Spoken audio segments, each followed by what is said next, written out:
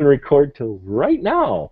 Uh, Welcome to the spoiler room. We have a special episode here. Today I am sitting down with Wisconsin filmmaker Joshua Hall, and we're going to discuss a little bit about a new project he has coming up, a Kickstarter, I do believe, that is going on right now for The Dark Collective, a vampire horror film. Joshua, how you doing today? Hey, Mark, I'm doing pretty good, man. How are you doing tonight? Doing well. Glad you could be here in the spoiler room. So, why don't you tell us a little bit about the Dark Collective? Yeah, the Dark Collective is pretty much a vampire film that I actually came up with about a year and a half ago. A buddy of mine out in Los Angeles asked me to write another vampire film. There was another project that was going on, and he asked me to write something, so I did. And to be honest, the script wasn't the greatest thing in the world.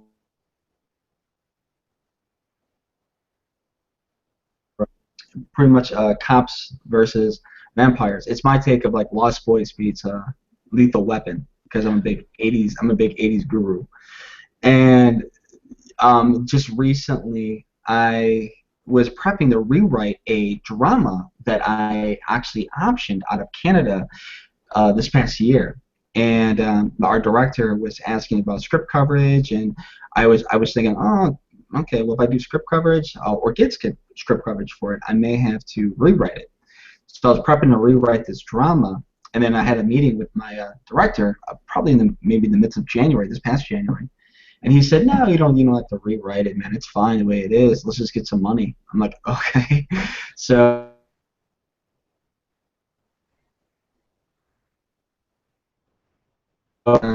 yeah, that's where we're at right now. So I rewrote the vampire script probably in the middle between January and February. Um, and yeah, the script is awesome. I actually had one of my readers who used to work with Miramax read it, and she gave the characters. She loved the characters, the main characters, the police officers, and so forth, because they're so dark and depressing. That always seems to be appealing for a lot of audiences and readers and stuff like that. Um, but yeah, it's a really neat little project. I hope people like what they see. The posters, we shot a bunch of posters out in Chicago. Are my camera guy who's with Scales Out Media.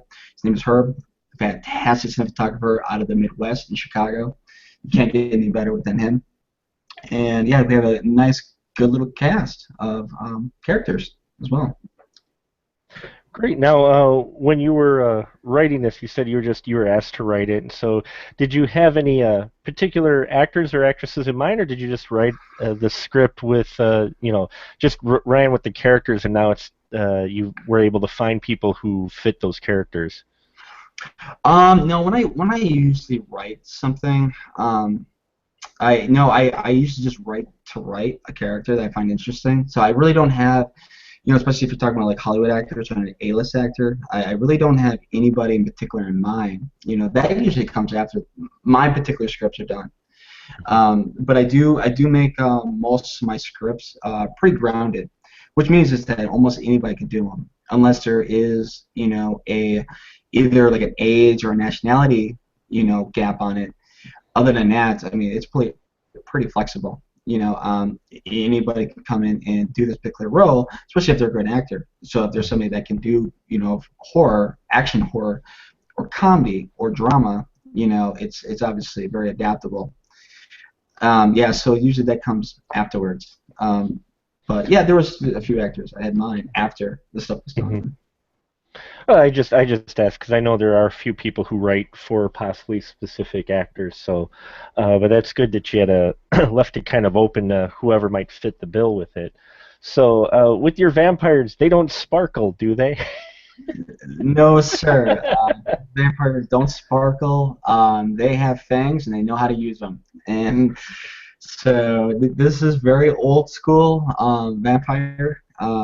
What vampires do and what they do best. They are creatures of the night. They have fangs. They stalk their prey and they hunt.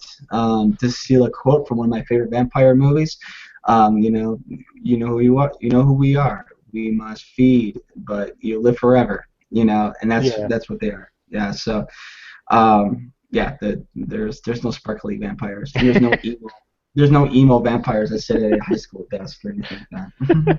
Yeah, it is kind of funny the image that those films have conjured up for your vampire. I mean, and Yeah.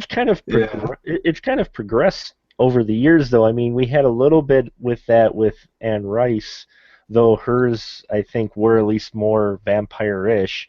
But they were a little bit more suave, a little less demonic.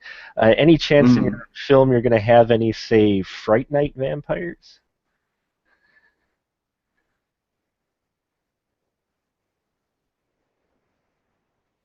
I mentioned before, it's a heavy influence from Lost Boys. Sure. My second favorite vampire movie is definitely From Dusk Till Dawn, with George Clooney. So that definitely give you an idea of what kind of influence I look for in the vampires. And from Fright Night, and I'm assuming you mean the one from the '80s, not the Yes, remake. the one from the '80s. Well, no, the new remake I enjoyed, but yeah, the '80s one with Yeah. the big mouth and the demonic look to them. The big actual monster Mm. vampires. I miss those vampires. You seem to not have many of those anymore. So I was just wondering if that was it. Now, you mentioned it, Lethal Weapon with Lost Boys. Does that mean that you kind of have a similar dynamic with your two police officers then in there? That was similar to Lethal Weapon, where you have kind of the old school and the new school cop. It's kind of like that. As I mentioned before, when I wrote the original draft, and the pitch actually was Lethal Weapon meets Lost Boys, Hmm. and but the original draft didn't reflect that. And actually, to even go back to your other question before, sometimes I get inspired by other movies I've seen and try to, because obviously there's a billion cop movies, there's a million vampire movies. You try to find something that's kind of more original and maybe mush some things together.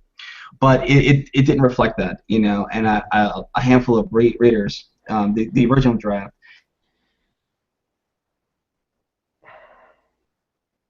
really read deeply and like, okay, how can I really make this compelling? And I did, rewatch Lethal Weapon, even though I've seen it about a billion times. I did rewatch it carefully. It's like, okay, what kind of cop is Riggs? What kind of cop is Murtaugh? And it's like, okay, I get it now. All right. And so but I did take a, kind of a depressant, as mentioned before. There's a lot of depressing moments in there, of self-doubt, and there's a tragic past for the main character, for the main police officer. And the one cop is a straight, narrow, conservative type family man. He's got two boys. He takes his job very serious, and the other one's a loose cannon. He's got some demons. He's got a little post-traumatic disorder. He's popping depressant pills. He's seeing a shrink. I mean, you think of everything. He's doing it, and he still has a badge, which is Right. remarkable. And and and especially all those stories we're hearing in the news lately about police officers, and all this hoopla about the court systems and all that. Yeah, we have this guy in the streets. So I mean, and now he has a team with his more conservative partner, and they have to fight vampires. And so yeah, that's what I really looked into. I really looked and see, like, okay, I got to make this character not just dark but interesting. And how can I do that? And I guess before, when I gave it to a reader, actually two readers, and when she emailed me back, she emailed me this note. She's like, "Wow, this really works. That really works." I'm like, "Yeah, thanks. I really appreciate that." I was like, "Cool." And of course, the vampires are not sparkly. Oh, yes. And with a movie like this, yeah, the special effects, you're going to probably have quite a bit of special effects in here. Are you going to try to go mostly practical, or will there be CGI involved, a mixture of it?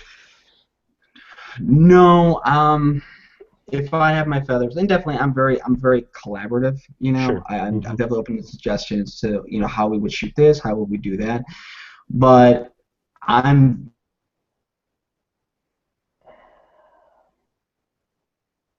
blood effects, and there's so many ways you could do things for cheap. The biggest one. Here's some pointers for anyone listening to this. If you want to make some fake blood and make it for cheap, and also fake blood that tastes good, is always get the strawberry and chocolate syrup for ice cream at your local grocery store, and Oh. just mix it. Yeah, just mix the two, and it's blood. And and I mean, just for like $20, you have gallons of it. And so I mean, there's a lot of little trickery, and yeah, on the Kickstarter, I have a guy named James who is a fantastic makeup artist too, and his information is right on the Kickstarter site, as well as the Facebook movie site. But he's from the Midwest, and he's living in New York right now. But yeah, he's done some phenomenal stuff. He's definitely a big fanatic for Tom Savini. Anyone who's familiar with Tom Savini, who's from the Friday the 13th movies, a lot of 80s. He's even done some vampire stuff. He's also from Dusk Till Dawn. Mm-hmm. So yeah, he's done a lot of slasher stuff. So yeah, I would definitely go with that. But there are some, point of view shots of the vampires flying through cities and clouds and stuff like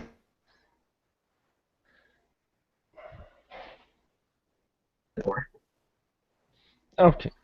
You cut out there just a little bit there. Let's see. But so you have some flying effects though, and that will probably be a bit CGI since that kind of shot doing practical is a bit pricey, I'm sure. Yeah, it's a bit pricey, but there's a lot of stuff that can be cheated with things like After Effects. There's a lot of things that you could definitely alter, make models. You could definitely do. Of wherever they might be flying and things like that.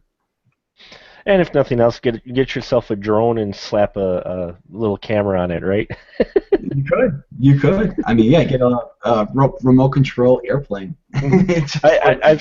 I've seen those quadcopters that people have used. They got little GoPros on them, and they get some pretty good shots actually. So definitely give some nice flying effects.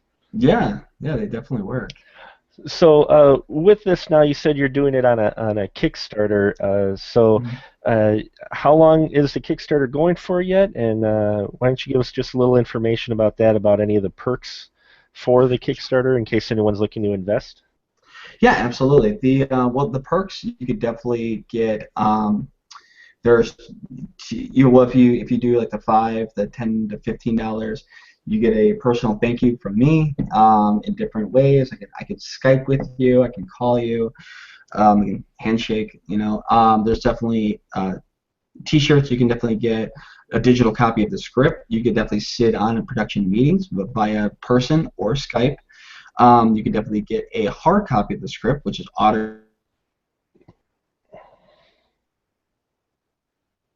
you could definitely sit on set as well as a extra. You could also sit on set, just having a burst.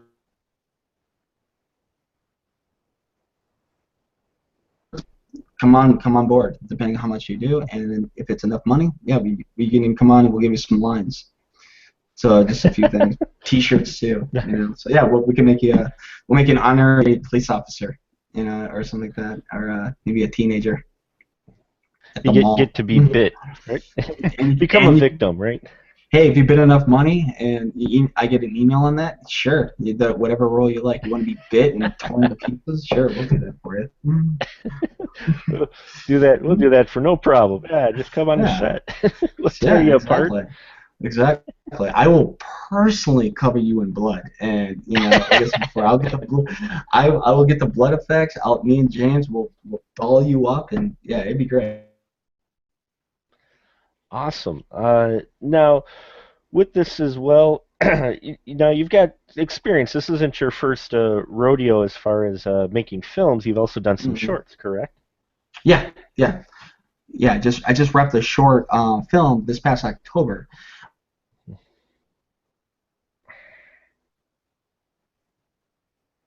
But yeah, I shot that here in Milwaukee, and it's called New Purpose, which is also available on YouTube right now. You can definitely just YouTube search New Purpose, Joshua Hall.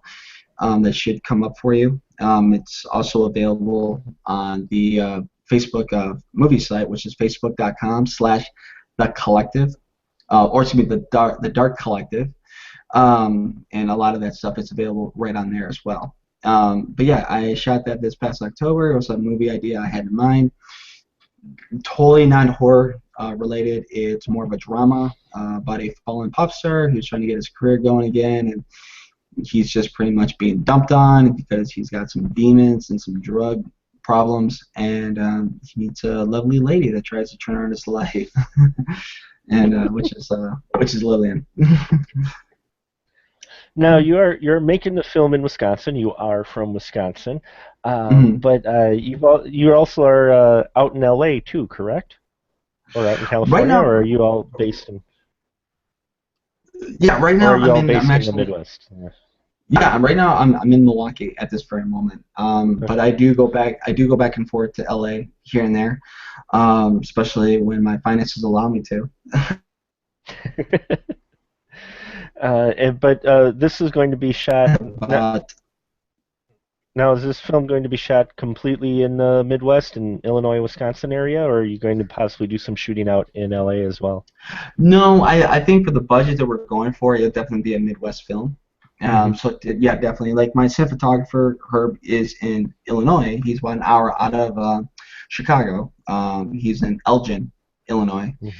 And yeah, a lot of people that are helping me are in Wisconsin, and as I mentioned, Herb, Lillian are actually all the talent that you would see on the Kickstarter site and the Facebook site, and any other websites and so forth, are Illinois talent. So yeah, so right now it is bound a Midwest project. Not to say that anyone from LA is not welcome. You're definitely welcome. Um, especially if you're kind of a recognizable face. You want to shoot me an email or a call. Hey, by all means, I'll buy you coffee. Come over here. And let's chit chat. And I'm definitely open to it. Um, but yeah, it's right at this very moment. It's all Midwest people that are on board.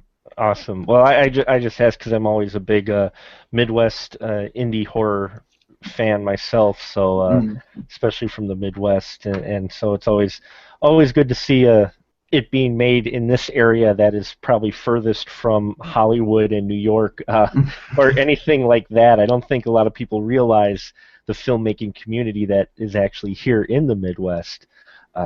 Would you say it's actually a pretty big community that's probably not quite heard from as much as it should have? Yeah, I mean, definitely, it's definitely a huge community. I remember the Milwaukee Film Festival this past September. Was huge. I mean, there was like at least.